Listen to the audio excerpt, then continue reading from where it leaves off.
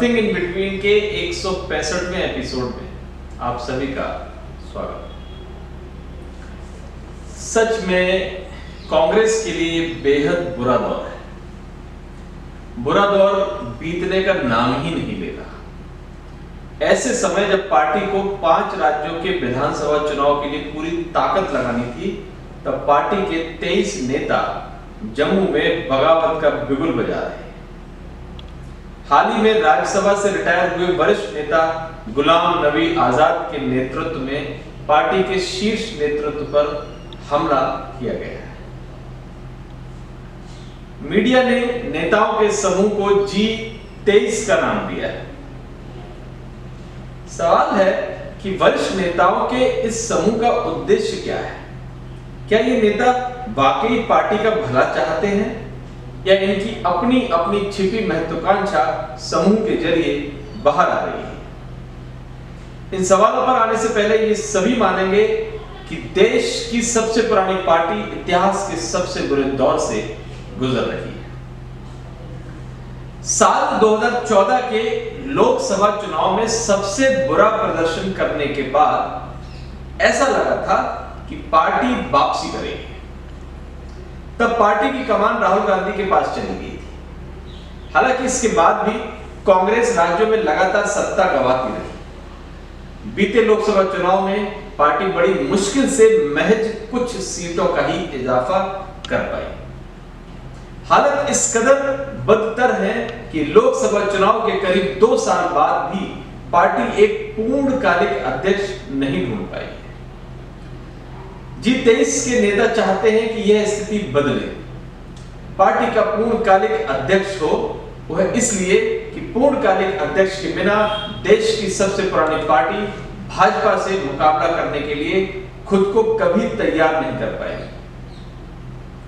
जम्मू में G23 के नेताओं की बैठक कई मायनों में बेहद महत्वपूर्ण है।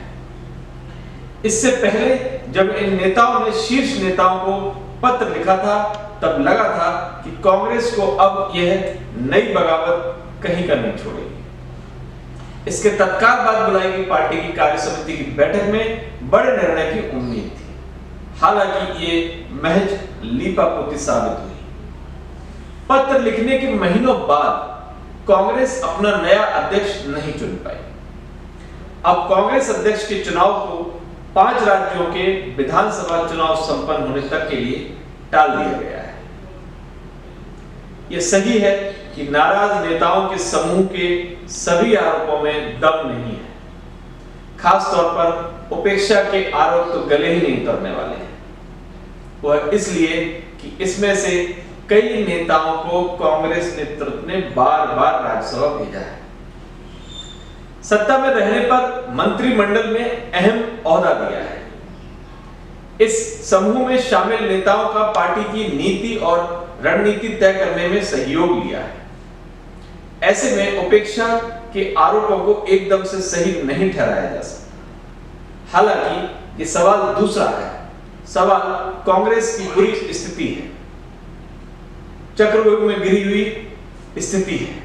मुश्किल यह है कि इस स्थिति से बाहर आने के लिए पार्टी के पास अपना कोई रोड मैप नहीं है।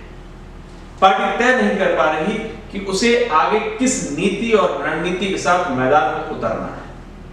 जाहिर तौर पर ऊहापोह की यह स्थिति लंबे समय तक बनी रही तो पार्टी अपने बुरे दौर से कभी नहीं उबर पाएगी और इसका खामियाजा सबसे अधिक देश के लोकतंत्र को चुकाना होगा। किसी भी लोकतंत्र की मजबूती के लिए मजबूत विपक्ष पहली शर्त है। मजबूत विपक्ष लोकतंत्र में संतुलन बनाता है और यह संतुलन सिर्फ कांग्रेस ही बना सकती है। वह इसलिए कि भले ही पार्टी का संगठन बेहद कमजोर हो, मगर भाजपा के लिए राष्ट्रीय स्तर पर कांग्रेस ही चुनौती बन सकती है। वह इसलिए कि अभी भी पार्टी का देश के सभी राज्यों में प्रभाव है। दूसरे सभी दल क्षेत्रीय हैं। विपक्ष में शामिल ऐसे दलों का प्रभाव बस अपने राज्य तक ही सीमित है। जाहिर तौर पर भाजपा से मुकाबले के लिए कांग्रेस को ही नेतृत्व देना होगा। विपक्षी दलों को एकजुट करना होगा। विपक्षी दल तभी कांग्रेस के नेतृत्व में एकजुट होंगे जब पार्टी भाजपा को मजबूत टक्कर देने की धारणा बना सके।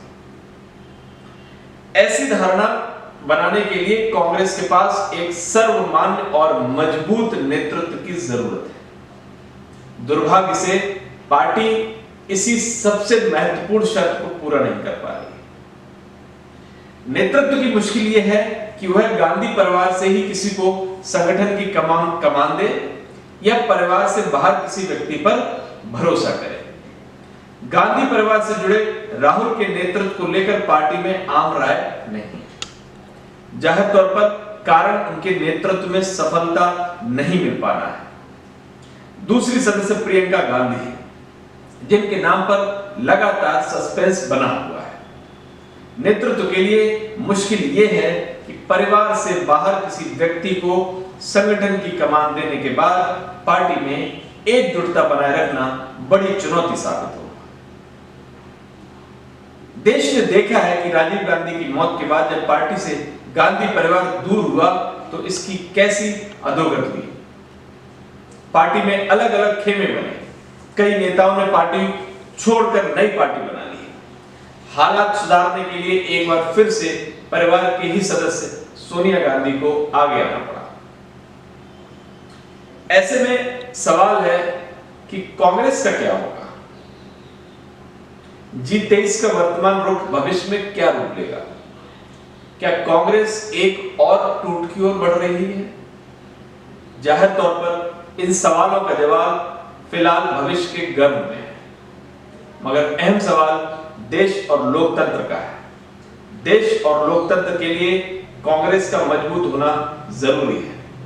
न सिर्फ मजबूत होना जरूरी है, बल्कि उसे विपक्ष की राजनीति को नया रंग रूप देने की जरूरत है। विपक्ष को एकजुट कर मरना सब विपक्ष को फिर से जिंदा करना है। सबसे पुरानी पार्टी होने के नाते कांग्रेस को अपनी जिम्मेदारियों से भागने के बदले चुनौती को स्वीकार करने की जरूरत है। समय आ गया है कि पार्टी नेतृत्व जरूरत पड़ने पर कड़ा फैसला ले, अपने लिए एक दिशा चुने, क्योंकि खुद दिशाहीन होकर कोई पार्टी राजनीति को कोई दिशा नहीं दे सकती। दिशाहीन राजनीतिक पार्टी कभी मतदाताओं की पहली पसंद नहीं बन सकती। जाहिर तौर पर कांग्रेस के वरिष्ठ नेताओं को आपसी मतभेद भुलाकर इस चुनौती का सामना करना होगा। नए तेवर और नई रणनीति के साथ सियासी मैदान में उतरना होगा। आरोपों प्रत्यारोपों के दौर से बाहर निकलकर